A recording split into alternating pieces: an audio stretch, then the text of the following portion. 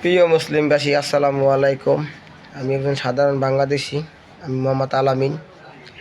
গাজা ইসরায়েলের যুদ্ধ এখন মধ্যপ্রাচ্য মুসলমান দেশগুলো অনেক আক্রান্ত হইতেছে। ইরান মাধ্যমে হয়েছিল, এখন আবার কাতার হইল।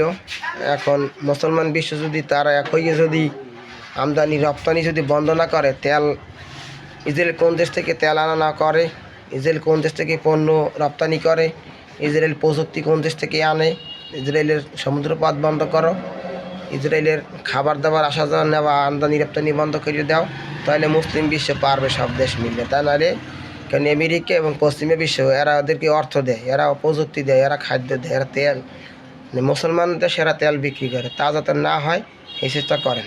আমাদের বাংলাদেশের উচিত সচেতন নেওয়া, তা নিয়ে শিক্ষা নেওয়া। যারা দেশ পরিচালনা করেন তাদেরও বাংলাদেশের একটু ভুল আছে, এখনও ঠিক মতন দেশ চালান, দেশের দিকে একটু খেয়াল রাখেন, জনগণের দিকে। নাহলে আদেশ এদেশেরও বাংলাদেশেরও ভোগ আছে, কারণ এরা এখনই ষড়যন্ত্র শুরু করছে এদেশের উপরেও, সারা বিশ্বের মুসলমানের উপরেও। আল্লাহ হাফিজ।